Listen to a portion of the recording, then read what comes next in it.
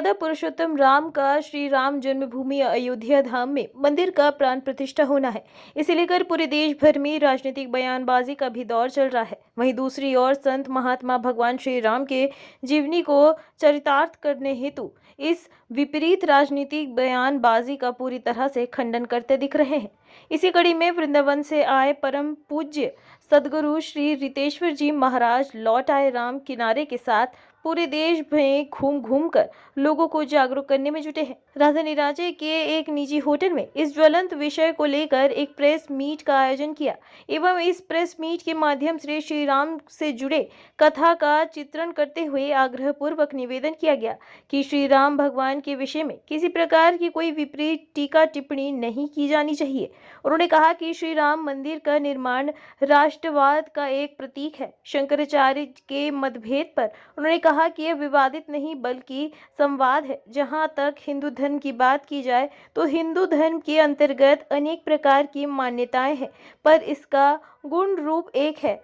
आज न केवल हिंदू बल्कि सभी संप्रदाय भगवान पर की जा रही विभिन्न टिप्पणियों से प्रभावित हो रहे हैं, जिनका न तो कोई आधार है, लेकिन वह हमारी अगली पीढ़ी के लिए विनाशकारी स्थिति पैदा कर रहे हैं, जहां वे सभी से अलग हो सकते हैं। इस प्रकार का टीका टिप्पणी हिंदू संस्कृति के लिए काफी विपरीत रूप से प्रभावशाली होने जा रहा है। भारत माता कहने से इनको गुरु ही रहता है। ये विध्वंसक लोगों की जय जयकार करते हैं और भारतीयता की बात आती है तो ये पाखंड के नाम पर और अभिव्यक्ति की स्वतंत्रता के नाम पर कुछ भी बोलने लगते हैं, जिससे देश तोड़ने का धारा भी इन पर लग जाए। अगर संविधान मजबूत रहे और तो इन पर धारा लग सकती है। अब दूसरा में तो शंकराचार्य भारत के लिए धर्म पीठाधीश्वर हैं। आदि भगवान शंकराचार्य ने सनातन संस्कृति और वैदिक धर्म की पुनर्स्थापना के लिए 4 पीठों की स्थापना की, पूरे भारत का भ्रमण किया और उस पीठ पर बैठे हुए कोई भी धर्माचार्य की आलोचना या उनके संबंध में एक शब्द भी कुछ कहना मेरे अधिकार क्षेत्र के बाहर है। और मुझे ऐसा लगता है कि उन्होंने धर्म सम्मत बातें कही हैं, वो धर्म शास्त्र के अनुसार कह रहे हैं। पर एक बात अवश्य आपको समझना चाहिए जीवन में कि धर्म की परिभाषा कैसी है। धर्म की जो मौलिक परिभाषा है, न्याय, सत्य, धर्म, प्रेम, करुणा, क्षमा, धृति इत्यादि जितने भी हैं, वो तब भी थे, सतयुग में, त्रेता में, द्वापर में, कलयुग में और आगे भी रहेंगे। परंतु भौतिक रूप से युग धर्म बदलता रहता है।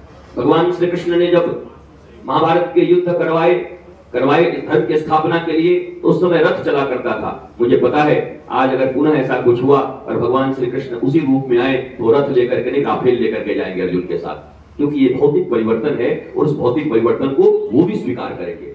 तो भौतिक रूप से जो परिवर्तन हुआ है और जो मौलिक रूप से धर्म है, इसके बीच में कहीं कोई संदेह की संभावना नहीं है।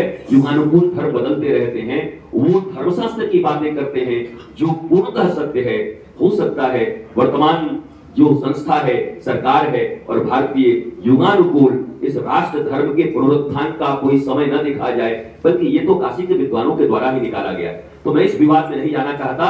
उन शंकराचार्यों को भी प्रणाम करता हूं, वो भारतीय धर्म की ध्वजा है और भारतीय सरकार और भारत के प्रधानमंत्री नरेंद्र मोदी जी जो भारत माता के सपूत हैं, हमारे प्रदेश के मुख्यमंत्री योगी आदित्यनाथ और वो सैकड़ों लोग जिनका आज आपको नाम लेना पड़ेगा, चाहे वो राष्ट्रीय स्वयं सेवक संघ हो, चाहे उनके विश्व हिंदू परिषद हो, चाहे ये जो भी लोग हो, जिन लोगों ने सड़कों पर गालियां सुन सुन के राम मंदिर के लिए काम किया, उपेक्षित होकर के काम किया, इनको लोग ऐसी निगाह से देखते थे, ये आगे फिर ये झंडा वाले पहुंच गए लोग, इन लोगों का कोई काम नहीं है। उन्होंने गालियां सुनी, पर आज उन्हीं के दम पर और उनके बलिदान पर भारत माता के अयोध्या में भारत माता का सर्वश्रेष्ठ राष्ट्र मंदिर राम मंदिर का निर्माण हुआ है। और उनकी प्राण प्रतिष्ठा का अर्थ है भारतीयों ने अपने प्राणों को श्री राम जी के चरणों में अप्रतिष्ठित कर दिया। हमारे प्राण भी श्री राम और हमारी प्रतिष्ठा भी श्री राम, हमारी प्राण भी भारत माता और हमारी प्रतिष्ठा भी भारत माता। इसलिए भगवान शंकराचार्य, गुरु शंकराचार्य वो सब प्रधानमंत्री जी को आशीर्वाद देंगे, मुझे पक्का विश्वास है। उन्होंने धर्म सम्मत कुछ देखिए, आज 22 तारीख को अयोध्या जी में बहुत भव्य महोत्सव है, दीपोत्सव मना लेते हैं। और आपको तो पता ही हनुमान जी का एक चरित्र है जिसमें लिखा हुआ है कि राम काज करिबे को आतुर। आतुर मतलब होता है क्रेजी इंग्लिश में। तो हनुमान जी सदा क्रेजी रहते हैं कि राम काज करते जाएं। तो राम जी के जो जो काज होंगे वो हनुमान जी के भक्त करते रहेंगे, आगे होता रहेगा। मैं स्वयं मथुरा से आता हूँ और हमारी क्या भारतवर्ष की इच्छा है कि अभी भी आपको कहा वेटिकन सिटी हो या मक्का हो या ये हो, तो सब जानते हैं कि कृष्ण से जुड़ा हुआ है, कृष्ण से जुड़ी हुई जगह है। और भारतीय लोगों में कोई बहुत ज्यादा विवाद है नहीं। बाबर को कोई अपना आइडियल माने तो उसकी बुद्धि पर थोड़ा लज्जा भी आता है और लगता है बुद्धि कहीं खत्म हो गई है। अरे वीर अब्दुल हमीद जिन्होंने पाकिस्तान के खिलाफ युद्ध में टैंक से पाकिस्तान के बैंड बजा दिए, वो हमारे पूर्वज हो सकते हैं, उनको आप मानो। है missile man APJ Abdul Kalam Azad, उनको मानो। मौलाना अबुल कलाम आजाद जो शिक्षा मंत्री, उनको मानो। रसखान जो हमारे गोकुल में जिनकी समाधि बनी है श्री कृष्ण भक्त, वो हमारे। ताज बेगम जो वृंदावन में आकर के भगवान का दर्शन करके भूल गई कि मक्का मदीना जाना है, वो हमारी। तो ऐसे लाखों लोग हैं जिनके बारे में हम ये कह सकते हैं इनका तन मन प्राण भारतीय है और सनातनी है। ये बाहर से आए लुटेरों की बात क्या करें? लुटेरे कैसे किसी के पूर्वज हो सकते हैं? लुटेरे कैसे किसी के बाप दादा हो सकते हैं? आपके यहां आपके घर को आके कोई लूट ले और कुछ वर्षों के बाद आपकी चेतना जगे तो आप क्षमा कर पाओगे कि पुनः अपने उस गौरव को स्थापित करोगे? ये बात भारतीय समझ चुके, भारत के लोग समझ चुके। आक्रांताओं ने तोड़े थे और भारत पुनः उसको स्थापित कर रहा है। इसमें भारत के लोगों के बीच में कहां वैमनस्यता है? हम भारतीय हैं, हम सनातनी हैं, 145 करोड़, कहां उसमें वैमनस्यता है? इसलिए हिंदू के चश्मे से या मुसलमान के चश्मे से या सिख और ईसाई के चश्मे से देखने की जरूरत नहीं है। ये पंथ हैं, उनकी पूजा पद्धति अलग होगी, डीएनए एक ही है, पूर्वज एक ही है, राम भारत की आत्मा है और अयोध्या राम से ही रिकॉग्नाइज की जाती है। अयोध्या और इस अयोध्या नाम आते ही अच्छा रामलला, मथुरा याद आते अच्छा कृष्ण जी, वृंदावन, तो वहां भी बनेगा और काशी में भी बनेगा।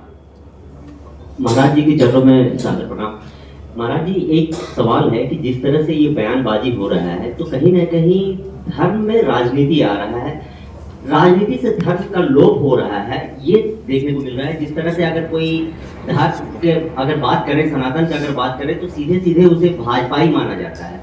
तो ये कहाँ तक उचित है? क्योंकि इससे धर्म की भी हानि हो रही है और राजनीति में तो हानि है नहीं, जिस तरह से विभेद किया जा रहा है। सीधा जवाब यह है कि कम से कम भाजपा तो नहीं माना जा रहा है, पाकिस्तान जनता पार्टी। भाजपा भारतीय जनता पार्टी, भारत की जनता की पार्टी है, मान सकते हैं। इसमें कौन सी तकलीफ है? भारत के संविधान के तहत पंजीकृत किसी भी दल की दल को मैं खारिज नहीं करता, क्योंकि उस संविधान के तहत उसका पंजीयन हुआ है, वो चुनाव लड़ते हैं। तो भारत में जितने भी पार्टियां हैं वो सब अपने अपने मत रखते हैं और जनता को जिस मत के साथ अपना तो फीलिंग होती है वो उनके साथ जुड़ जाती है। हमको भी एजेंट कहते हैं, ये आगे भाजपाई एजेंट, हमको भी कहते हैं सरकारी एजेंट, सरकारी भोपू। अब उनको ये पता नहीं कि एजेंट शब्द का अर्थ होता है संवाहक हिंदी में। अब वो अंग्रेजों के गुलाम हैं, वो हिंदी उनको ना आती, ना उनके 5 पीढ़ी के आगे के लोगों को आती हिंदी ठीक से, न उनको संस्कृत आता है। ये अनपढ़ और गंवार लोग इनको कहते हैं। अनपढ़ का अर्थ होता है जो केवल लिटरेट है पर एजुकेटेड नहीं। यार अनपढ़, गंवार उसको कहते हैं जो मानव जन्म लेकर के भी अपने जन्म को सार्थक नहीं कर पा रहा है, गंवा रहा है अपनी जिंदगी को, वो गंवार है। तो अनपढ़ और गंवारों से हम क्या बात करेंगे? दूसरी बात यह है, हम एजेंट हैं। एजेंट का अर्थ होता है संवाहक। हनुमान जी के पिताजी का नाम है पवन पुत्र है, पवन भी संवाहक है। अभी भी मैंने कहा गुलाब की खुशबू को आपके नाकों तक ले जाने के लिए पवन देव भी एजेंट का काम करते हैं। अरे जब भगवान हनुमान जी के पिताजी को एजेंट कहलाने में विरोध नहीं है और लज्जा नहीं है, तो हम भी गर्व से कहते हैं कि भारतीय हित में, भारत की जनता के हित में, राष्ट्र के हित में, श्री राम के लिए और वसुधैव कुटुंबकम की अवधारणा मानने वाले संस्कृति के प्रचार और प्रसार के लिए मुझे एजेंट कहा जाता है। तो मैं गौरव से अपने आश्रम पर लगा दूंगा एजेंट रितेश्वर।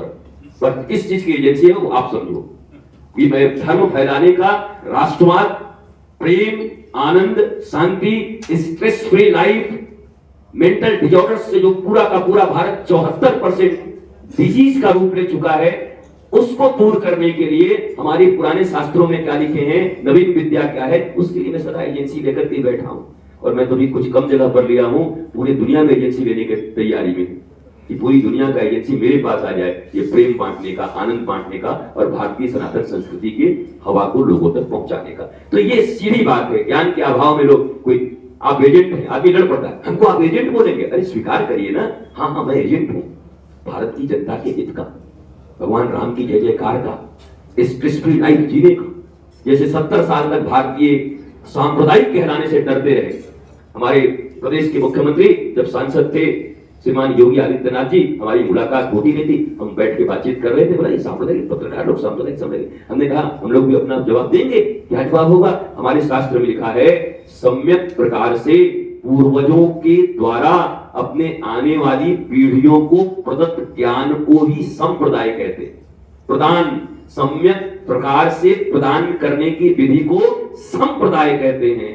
तो जो जानता ही नहीं, जो A for apple, B for bat, C for cat पहन करके अपने आप को जेंटलमैन समझ रहा है, जिसको संस्कृत का नॉलेज नहीं है, जिसको हिंदी का नॉलेज नहीं है, जिसको नागपुरी का नॉलेज नहीं है, छोटा नागपुर का, जो अपनी लोकल लैंग्वेज को नहीं जानता, भारत की लैंग्वेज को नहीं जानता, उन लोगों से क्या बात करोगे? उनकी भाषा गायब, उनकी लिपि गायब, उनकी संस्कृति गायब, उनका धर्म गायब, वो बात करने के योग्य भी कहां है? उनको लाने का प्रयत्न करेंगे तो सांप्रदायिक सोने का नाटक कर रहे हैं, उनको आप कदापि नहीं जगा सकते।